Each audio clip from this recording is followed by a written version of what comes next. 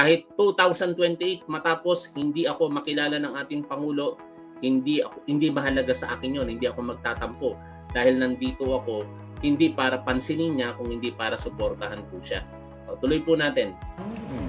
Congressman Joey Salceda talked about a re-engineered fund. And I wanted to ask you, he said he described it as the securitization of 44 billion pesos, and it will be listed in the stock market. You have lawmakers, opposition lawmakers, who say that under the law, 50% of the income of GOCCs have to be remitted to the National Treasury, and you use it for the budget. So along with that, how could you ensure that the fund won't be used for money laundering, given you will be accepting private funding? There's two in one there. Yes. We'll do the first. Napakaganda ng issue na yan na binrought out ni Karen Davila. And look, mga tol, kung paano ito in-address ng ating mahal na Pangulo. First one first. First of all, the idea of using the GOCCs to put value into the Maharlika Fund was broached in Davos, and it was brought up. I don't know why it's made this news here immediately to the Philippines, and people are very concerned about it. I watched your interview with Congressman Edsel Lagman this morning, and I have heard the comments that Congressman Joey Salceda has made, and his concerns that he had aired. I agree with him. You cannot use funds of the GOCC. Pera ng gobyerno, what will the government spend? It is a proposal. It's not something that we have adopted. The GOCCs, there are several, because I remember we had a little meeting, lasted about 15 minutes, and that was proposed. But after the meeting, I put Secretary Ben Jokno aside, and we said, what do you think? Sabi niya, hindi yata pwede. And I said, it's too disruptive. Think, every single GOCC has its own charter. How will you will then revise all of those charters to align with the Maharlika Fund? That's not the purpose of the GOCC, number one. Number two, this is a lot of income that goes to the national government that will suddenly disappear.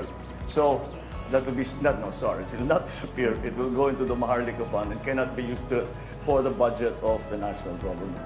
And we have many things that we would like to appropriate in the coming years, and we will need those funds. So I don't think that's a viable proposition, at least not for us.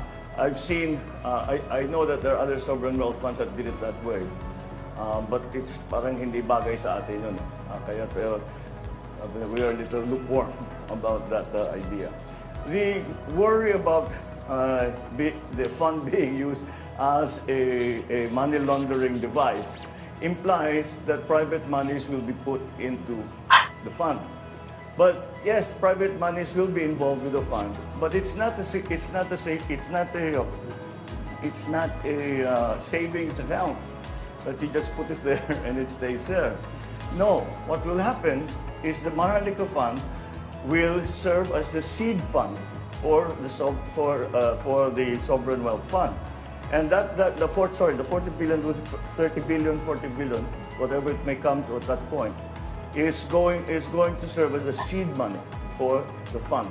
Now, whenever we come into partnership, we do a G2G with Japan, for example, or we do a PPP with some big outfit, then it is only the time that the monies come into the fund to be used for the program. Hindi yun basta, o sige, bigyan niyo ako ng ilang bilyon dolyar, tapos lalagay lang yun, akong bahala na dyan. It's not like that at all. And in fact, even on our end, we will only deploy funds when there is a very specific project to be paid for. So money laundering just won't come into it. Okay. Thank you very much, Ms. Karen Davila of ABS-CBN. Okay, mga tol, lilinawin lang natin. Huwag tayo masyado magalit kagad kay Karen Davila. Walang masama doon sa question. Kasi, unang-una, we are seeking unity, di ba? Si Karen Davila, reporter, alam naman natin kung ano ang brand niya. definitely hindi po natin siya makukuha kung patuloy po natin siyang kagagalitan, kaiinisan. Look kung paano siya ina-approach ng ating mahal na Pangulo. At that question is not wrong. Hindi po mali yung question dahil issue po talaga yun eh. Na brought out yung sovereign wealth fund sa Davos, Switzerland. At isa sa mga concerns, pwedeng mag-put up ng funds ang private organizations or individual sa soon to be called Maharlika Investment Fund. Ang pinag-aalala is it could be used maybe for money laundering. Ang ibig sabihin po ng money laundering, para po sa inyong kaalaman na simple, maruming pera. Maruming pera. Ibig sabihin ng maruming pera, nanggaling po ito sa illegal. Ang tawag po doon, predicate crimes. Mga krimen na nangyari before na nagkaroon ng pera. At yung maruming pera, sisikapin na linisin sa pamamagitan po ng pag-i-invest sa mga investable funds. Isang way po iyan ng paglilinis ng pera. Kasi kung ituturo ko po sa inyo ang money laundering, it will take a day para lamang po ninyo maunawaan fully kung ano po ang money laundering. Ngayon, balik po tayo doon sa question. Hindi po masama. It is not wrong for Karen Davila to ask that question because that is the questions being circulated sa mga dilaw, sa mga pink. At kailangan i-address yun ng ating mahal na Pangulo. And in-address ng ating mahal na Pangulo, dalawang instance ang kanyang ipinaliwanag. Huwag po nating sabihin din na para lamang palabasin sa harapan ng publiko na masama ang Maharlika Investment Fund, kaya tinatanong po yun ni Karen Davila. Let's be fair kay Karen Davila. Kasi pag hindi po natin pinut ang sarili natin in fairness sa mga critics ng ating mahal na Pangulo, hindi po natin sila makukuha.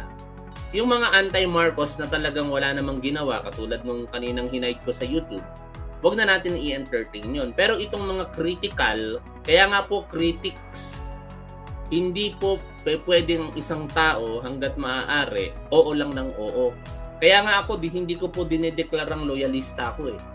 Kasi pagka dineklara kong loyalista ko, I will be loyal to PBBM. Whatever circumstance may be. Pero hindi ako ganon. I am a solid, a rabid supporter of PBBM. Hanggat kaya kong suportahan dahil tama ang ginagawa ng ating mahal na Pangulo, gagawin ko. Pagka mali na, hindi na pwede yun kasi hindi po ako bulag. No, hindi po ako bingi. But I believe na sa panunungkulan ng ating mahal na Pangulo hanggang sa 2028, hindi po siya gagawa ng mali.